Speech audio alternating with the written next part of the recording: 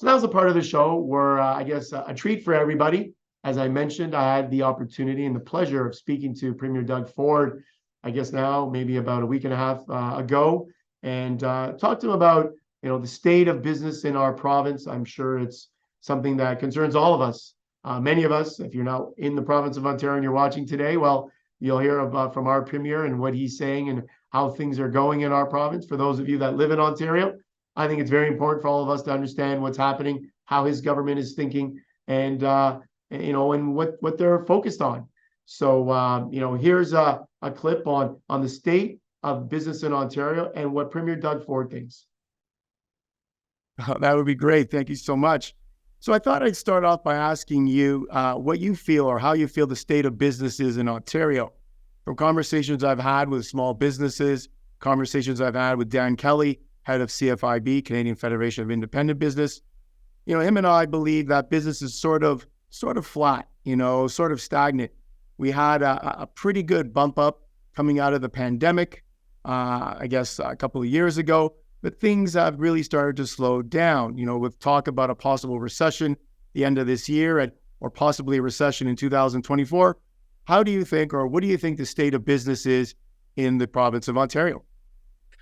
What I see, the business is just booming right now here in Ontario. I'll give you one example. I mentioned all the other premiers.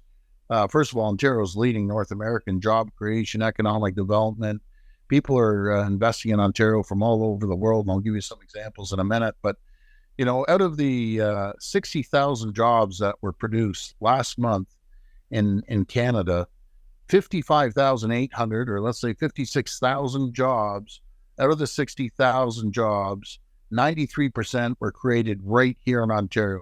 That's pretty staggering. And the number of jobs since we've taken office in 2018 is now topped over 700,000. So there's 700,000 more people working today than were working 5 years ago.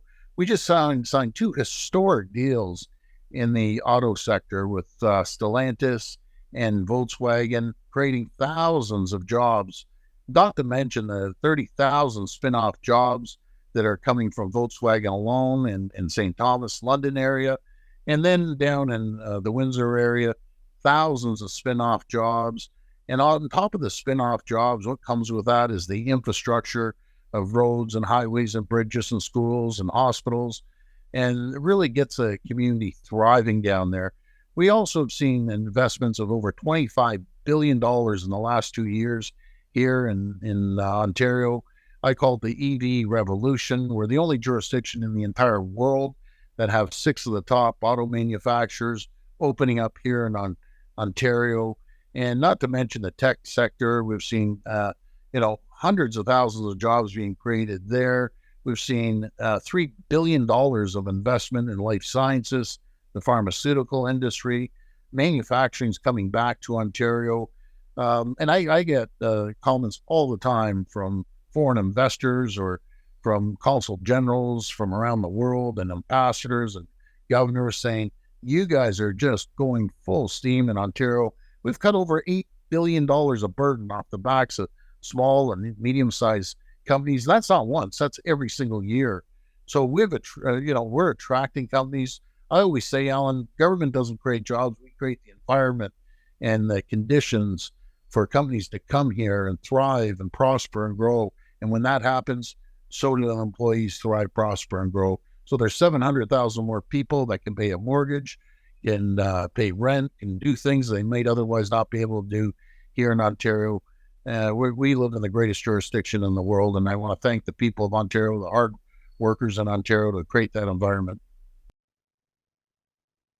So that was the question I posed to the Premier about what he thinks about what's going on in the province and what he's proud of. Obviously, talked a lot about job creation, 700,000 jobs created since he took office, 5 years ago, a large number. And you could hear, obviously, the stats that Ontario makes up most of the job creation we saw just last month, for example. But I think, job creation obviously is one thing, people having jobs. But a lot of people will tell me, but yes, I have a job, Alan, but a lot of what I make goes to taxes and paying taxes. and what can we do about paying taxes? And there's unfortunately on the investment side not a whole lot. So I posed that question to the Premier. What about taxes? We are the fourth highest jurisdiction in North America for taxes, paying taxes. What can the province do with respect to taxes? And here's what he said. You bring up taxes, and I was actually going to ask you about taxes, so a good lead in there. I know that obviously living in Ontario as I do, and you as well, and especially in the Toronto area, we hear lately about our new mayor in Toronto, possibly raising taxes coming up. But overall, we live in one of the highest jurisdictions for taxes in North America. And so, yeah, you couple that with higher interest rates, higher inflation, it's becoming difficult. I know there are a lot of individuals that have told me recently that it's hard to live in the GTA just because of the higher taxes, the higher inflation, the higher now interest rates, et cetera. What would you say to those families, right, that are now at a higher tax rate or will be paying even more perhaps if they live in Toronto coming up? What can the province do? I know you've mentioned a whole bunch of things so far, but I get a lot of questions, obviously, as an investment advisor about taxes. How can they lower your taxes? What can we do? Was there anything we could do? And there's not a lot right now. Obviously, investing in an RSP is one of them. But overall, what would you say to those families that are just struggling with taxes as well as now higher interest rates?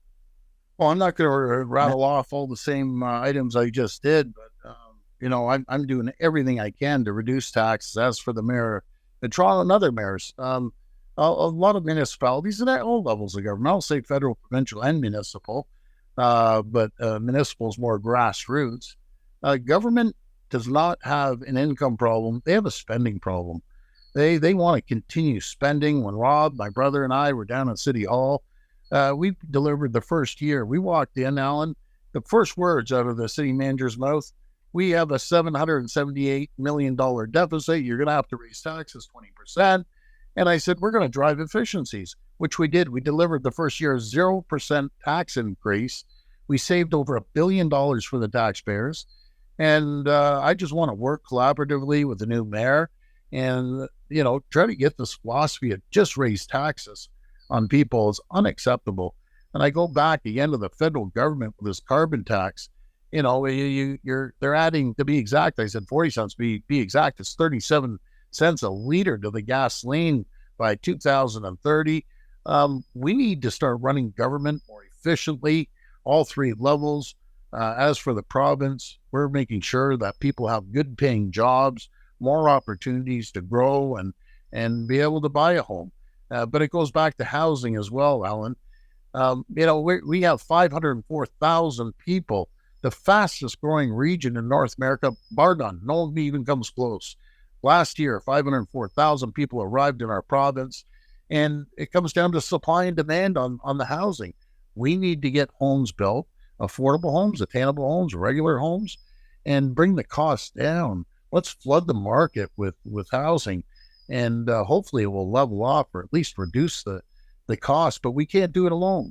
We need the support, cooperation of the municipal and federal government, and I'd like just once, either level of those governments come up with a way to save people money.